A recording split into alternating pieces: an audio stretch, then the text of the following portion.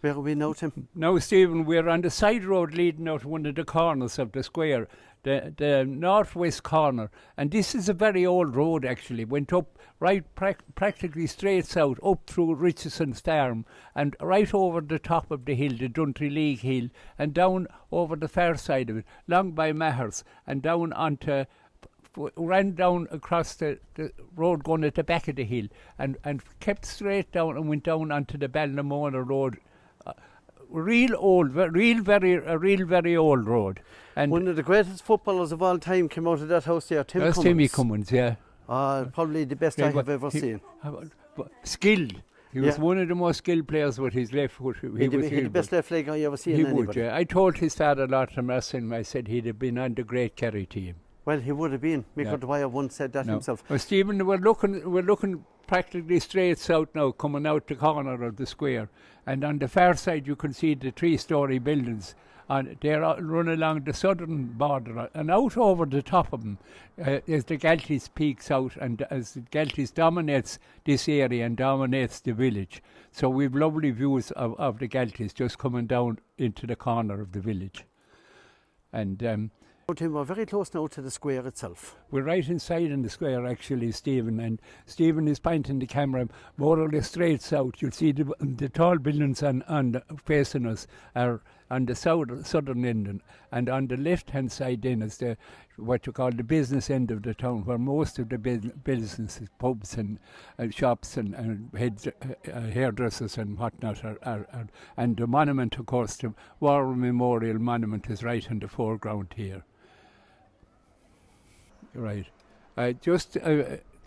Stephen is pointing the camera now straight south again, and you have the 3-storey buildings, a block of them running, 4 of them there facing you. One going off to the right-hand side is Galty House, and another one just out of vision at the moment is another beautiful house as well. So they're painted up different colours.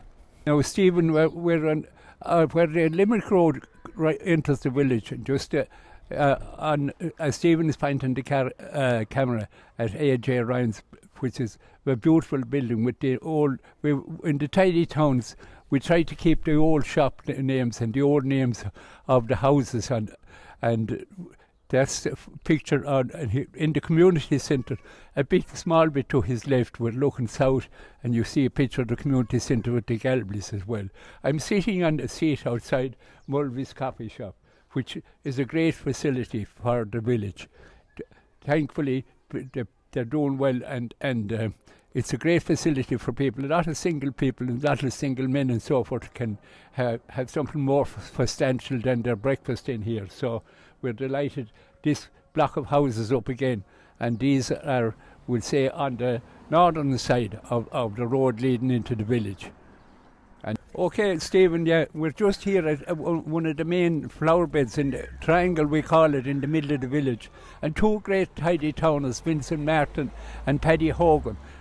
Paddy has brought, the water's very scarce at the moment, but he's bringing water from his own well. We're not using the town supply water to water the flowers. And Vincent now is throwing water on the flowers here in the triangle. And just this, we're on the last day of July. Tomorrow is the 1st of August, and we're after a terrible long drought period, one of the longest periods without rain in history in the village. So it has been a major operation trying to keep the flowers alive at this stage. Looking spectacular, isn't it? It is, yeah. Just here. This is the southern end of the village now, as we mentioned a number of times, the tall 3-storey houses actually, and they were used during the famine. We mentioned already today about literature that we got about that was written just right in the middle of the famine in 1847.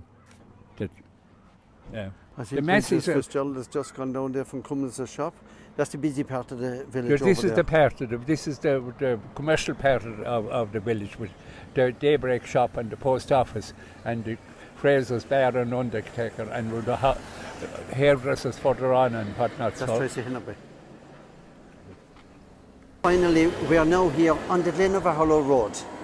Stephen, yeah, we're on the Glenaverhollow Road. We're actually in the car park in front of the church, and we're actually looking practically straight south with the Galties, some of the peaks of the Galties again dominating the village. But just where the truck is shown around the corner. Straight left would take you up to the graveyard, and straight right back would bring you back to the school. So that road which they travelled there now would have been built maybe the same what we mentioned already during the famine. But the old road which we mentioned coming back up from the school up by the graveyard is where the O'Sullivan Bear marched going back in 1602 after the Battle of Kinsale.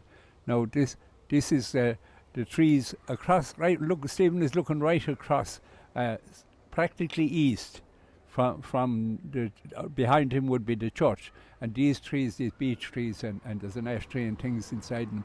You can actually see some of the trees at this stage, because of the drought, are beginning to go very dark in colour, their leaves, because after the prolonged drought without rain, a lot of the trees are under severe pressure, just hopefully that any of them won't die, because we have got very, very little rain the last 5 or 6 weeks.